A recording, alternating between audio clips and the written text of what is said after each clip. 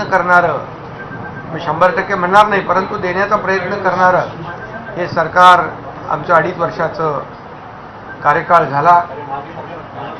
खरं म्हणजे महाराष्ट्र हे प्रगत राज्य आहे आणि देशाला वैचारिक दिशा देणारं हा महाराष्ट्र आहे आणि अशा या महाराष्ट्राचं नेतृत्व 2.5 वर्ष करण्याची संधी माझ्यासारख्या सर्वसामान्य शेतकऱ्याच्या कुटुंबातल्या कार्यकर्त्याला बाळासाहेबांच्या आशीर्वादाने, धर्मवीर आनंदीके साहेबांच्या आशीर्वादाने मिळाली, हे मी माझं भाग्य समजतो। आणि खऱ्या अर्थाने गेल्या 2.5 वर्षामध्ये राज्यात आणि देशात एकाच विचाराचं सरकार असल्यामुळे केंद्र सरकारने देखील राज्याला पाठबळ दिलं, भरभरून सहकार्य केलं आणि त्यासाठी या देशाचे आदरणीय प्रधानमंत्री नरेंद्र मोदीजी यांचं मी अभिनंदन करतो, त्यांना धन्यवाद देतो। आज ते शपथविधीलाही होते आणि देशाचे कणखर गृहमंत्री अमित शाह साहेब यांनाही धन्यवाद देतो, त्यांचंही अभिनंदन करतो, तेही पत्रकार आपल्या शपथविधीला होते।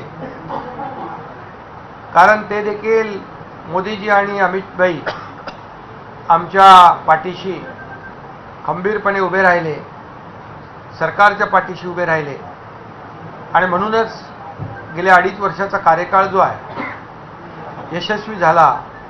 न भूतो न भविष्य ते अशा प्रकारचं काम गेल्या 2.5 वर्षात केलं आणि त्याची इतिहासामध्ये नोंद झाल्याशिवाय राहणार नाही। कारण एकीकडे विकास प्रकल्प, दुसरीकडे कल्याणकारी योजना आणि म्हणून लाडक्या बहिणी आमच्या, त्यांचं मनापासून अभिनंदन करतो।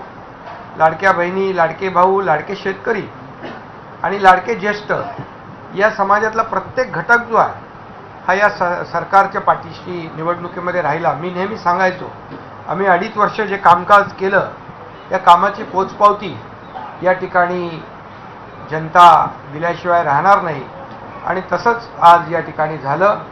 आणि मी नवनिर्वाचित मुख्यमंत्री देवेंद्र फडणवीसजी यांचेही मनापासून अभिनंदन करतो की त्यांनी देखील 2.5 वर्षामध्ये मी मुख्यमंत्री असताना देवेंद्रजींनी, अजितदादांनी दोघांनी सहकार्य केलं आणि दोघांचंही योगदान आमच्या सरकारमध्ये एक टीम म्हणून आम्ही काम केलं आणि म्हणून आज मी कालही